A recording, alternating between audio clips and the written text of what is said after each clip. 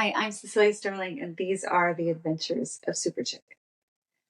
I have a really good story to share, and it's a story that's been in development for over 20 years.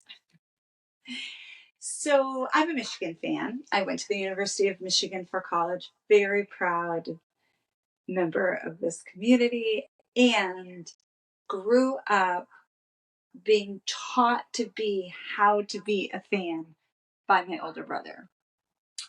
And my older brother is significantly older than me and loved sports. Watched his first full beginning to end football game, I think, when he was 2 years old, with no other adults in the room, self-motivated football lover. So if I wanted him to hang out with me, I needed to play football with him, watch football with him, talk about football with him, right? And I loved hanging out with him. So we developed a tradition of watching games together all throughout life. I attend the University of Michigan. We're already big fans.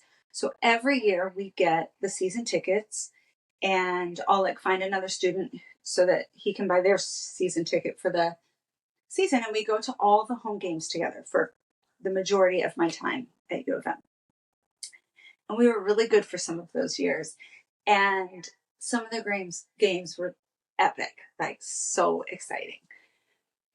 But like you do when you're coming into your own and you're a junior in college and you want to be your own best self and hang out with your new friends and roommates and blah, blah, blah, sometimes you make a choice to go to a game separate from your older brother. And that was true my junior year when we played Ohio State. Always a big game, always a big rivalry. Side note, I always knew it was a big rivalry. I had no idea until I watched the documentary of how serious this rivalry is and how there are people in Ohio who will not even pay for gas beyond the state line of Michigan. I was like, whoa. But anyway, that's years after this game. So I choose to go with my roommate and a group of people to the game. Our faces are painted. I'm so excited to have some community beyond my older brother that actually wants to go to the game with me and cares about football, because I care about it a lot. And it's a big game, so I'm super excited. I'm, chat back and forth with my brother. He's bringing a friend. He's still going to the game, but we're going to meet up, but I've moved seats, right? Dun, dun, dun. Well, his buddy that he's going with is late. I don't remember why. I just remember he's late, which means by the time my brother and his buddy get into the student section with their very real tickets, there is physically no place to stand, because there are also people there with very pretend tickets, and there are people who've moved around, and they're going to hold their space because they've been there for a minute. And my dear, passionate football fan brother is not going to make his way into that seating section. So he leaves the game. In my opinion, he's the person that wants to watch that game more than any other human being in the big house. It's a giant stadium. There are, 110,000 people there, I think. He's the one person that should be there watching that game. And he leaves with his buddy because he can't quite sit down or even stand in the place where he has a very real ticket.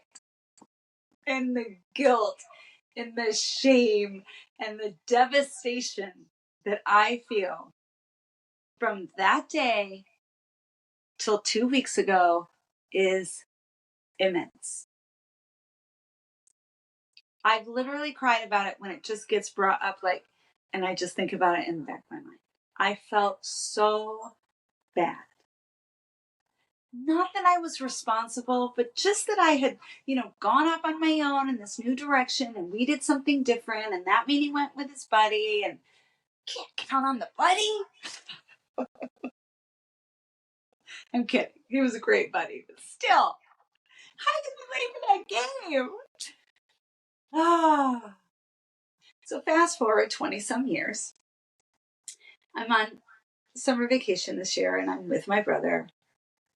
And I bring that up because I now have some preschool mom friends who are Ohio State football fans and literally said to me they didn't know if they could be my friend because I went to U of M. I was like, there's the bitter part of the rivalry that I was like, where's the fun part where we just cheer for opposite teams and say in your face a little more aggressively than we normally would on an average day? But like, oh, they have chosen to be my friends so far. I think I'm hosting the game this year. We're going to get into it. Like a serious college football lady fan. I'm so excited. But anyway, I'm telling my brother that story of meeting them. And then I bring up the game and I bring up all my big feelings. And he's like, Cecelia, it wasn't that bad. Like, we left and on our way out, do you remember how we sold our tickets? And I was like, no, don't know this part of the story. He's like, yeah, we saw that guy outside. He's painted red for Ohio State. He had accidentally bought scalp tickets that weren't real. So he had to leave the stadium and he was very anxious to get back in with real tickets as he was all painted red. So my brother compassionately and gracefully and very kindly charged him an arm and a leg for a great profit for his 2 very real tickets to the Michigan-Ohio State game.